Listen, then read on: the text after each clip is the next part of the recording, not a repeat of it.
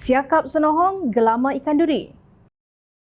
Pengerusi DAP Lim Guan Eng memulakan tindakan sivil fitnah dengan memanfaatkan writ saman dan penyataan tuntutan terhadap bekas Perdana Menteri Tan Sri Mahyadin Mat Yassin kerana didakwa berbohong bahawa beliau telah membatalkan status pengecualian cukai Yayasan Al-Bukhari semasa menjadi Menteri Kewangan. Menurut Guan Eng, sehingga kini Mahyadin tidak menunjukkan bukti mahupun sebarang surat yang dikeluarkan oleh beliau mahupun tarikh dakwaan pembatalan status pengecualian cukai. Memandangkan dia tidak menarik balik kenyataannya terhadap saya dan terus berkeras untuk memfitnah, saya tidak mempunyai pilihan selain memfailkan prosiding fitnah untuk membersihkan nama saya. Beliau berkata satu laporan polis terhadap Mahyadin telah dibuat kerana terus berbohong dan meniup sentimen berbahaya yang boleh mengganggu-gugat kestabilan dan keamanan negara. Saya harap tindakan oleh pihak berkuasa akan diambil susulan jenayah yang beliau telah lakukan, tegas Guan Eng dalam kenyataan di Facebook. Dalam kenyataan yang berasingan, Guan Eng berkata Ketua Pemuda Bersatu Wan Ahmad Fahisal, Wan Ahmad Kamal telah melakukan kesalahan jenayah dengan membuat laporan polis palsu terhadap Perdana Menteri Datuk Seri Anwar Ibrahim dan beliau sendiri berhubung perkara yang sama. Membuat laporan palsu adalah satu kesalahan jenayah di bawah Seksyen 182 Kanun Kesesaan. Anwar bercakap benar apabila beliau berkata rekod dengan Kementerian Kewangan menunjukkan bahawa sebagai Menteri Kewangan dari Mei 2018 hingga Februari 2020, saya tidak pernah membatalkan status pengecualian cukai Yayasan Al-Bukhari, dakwa Ahli Parlimen Pakatan Harapan Bagan itu. Beliau berkata Anwar juga betul apabila menyatakan bahawa pembatalan status pengecualian cukai terletak pada Ketua Pengarah Lembaga Hasil Dalam Negeri LHDN dan bukannya Perdana Menteri atau Menteri Kewangan. Wan Ahmad Fahisal kemudiannya memetik Seksyen 44-6B Akta Cukai Pendapatan 1967 sebagai bukti bahawa apa yang diperkatakan oleh Anwar adalah salah.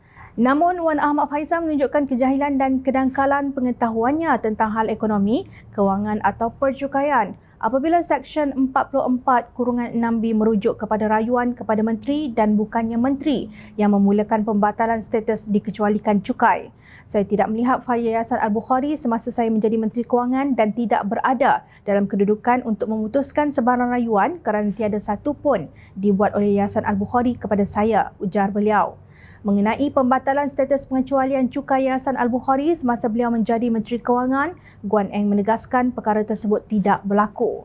Justru beliau menimbulkan persoalan sama terdapat sebarang pembatalan terhadap status pengecualian cukai Yayasan Al-Bukhari seperti yang didakwa Mahyadin. Sebaliknya, jika ada pembatalan sedemikian, maka ia hanya boleh dilakukan semasa Mahyadin menjadi Perdana Menteri, kata bekas Menteri Kewangan itu. Menurut Guan Eng, Wan Ahmad Fahisal sepatutnya memujuk Mahyadin untuk mengeluarkan bukti surat pembatalan olehnya kepada Yayasan Al-Bukhari. Jika gagal berbuat demikian, maka kedua-dua Mahyadin dan Wan Ahmad Fahisal telah membuat dakwaan kosong yang tidak berasas dan palsu, tegasnya.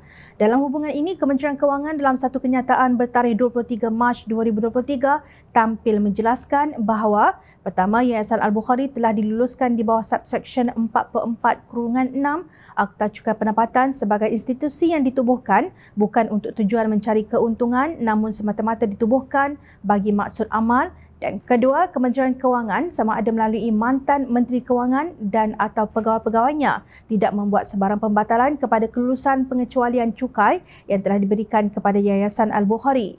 Untuk rekod, pada 24 Mac 2023, Wan Ahmad Fahisal Wan Ahmad Kamal membuat laporan polis terhadap Guan Eng dan Perdana Menteri berkaitan pelepasan cukai Yayasan Al-Bukhari.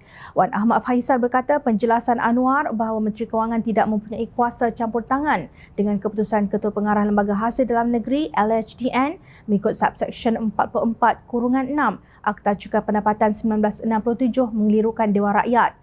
Perdana Menteri berbohong apabila menyatakan Menteri Kewangan tiada kuasa dan kuasa pengecualian cukai adalah kuasa mutlak Ketua Pengarah LHDN di bawah Seksyen 44-6 Akta Cukai Pendapatan 1967.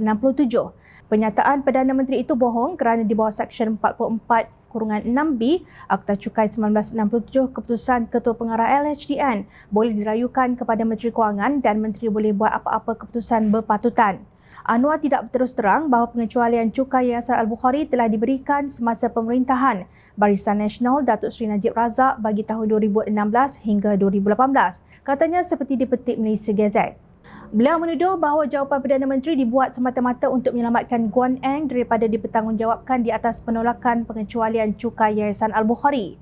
Bagaimanapun, Ahli Parlimen Pakatan Harapan Jelutong RS Senaria berkata perbuatan Wan Ahmad Faisal membuat laporan polis terhadap Perdana Menteri Datuk Seri Anwar Ibrahim berhubung status pengecualian cukai Yayasan Al-Bukhari adalah tidak relevan dan menghina Parlimen.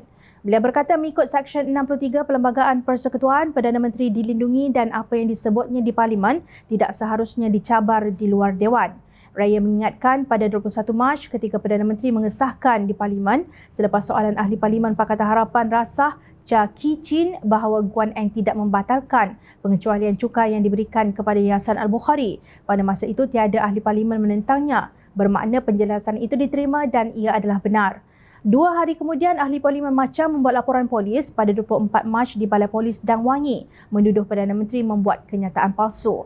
Ahli Parlimen Machang, saya tidak pasti sama ada beliau hadir pada hari itu kerana beliau tidak mengemukakan sebarang pertanyaan atau soalan berhubung penjelasan yang diberikan oleh Perdana Menteri, kata Raya. Beliau menganggap perbuatan Wan Ahmad Faisal keterlaluan dan sesuatu yang harus dilihat dengan serius. Tambahnya, jika Anwar membuat kenyataan palsu atau mengelirukan Dewan Rakyat, Wan Ahmad Faisal harus merujuknya kepada jawatan kuasa hak dan keistimewaan. Kenapa dia tidak buat begitu? Kenapa dia sebaliknya membuat laporan polis? Soal Raya. Jom channel bangkitkan 4 persoalan buat Wan Ahmad Faisal. Pertama, adakah anda membuat laporan polis ini selaras dengan sifat perkauman Parti Bersatu kerana Guan Eng Ahli Parlimen Cina daripada DAP? Kedua, adakah anda mahu memburukkan Anwar sebagai seorang yang menyalahgunakan kuasa dan zalim terhadap tokoh korporat Melayu yang perhatian terhadap Islam? Ketiga, adakah anda seorang ahli parlimen yang bodoh sebab tidak tahu peruntukan Seksyen 63 Perlembagaan Persekutuan bahawa Perdana Menteri dilindungi dan apa yang disebutnya di parlimen tidak harus dicabar di luar Dewan? Dan keempat, pantun dua kerat Melayu menyebut siakap senohong gelama ikan duri. Anda habiskan sendiri pantun ini jika berani. Hari ini ada sesi soal jawab Perdana Menteri di mana anda dan pemimpin tertinggi Perikatan Nasional. Negara tidak akan maju jika pembohongan menjadi asas untuk mendapat sokongan.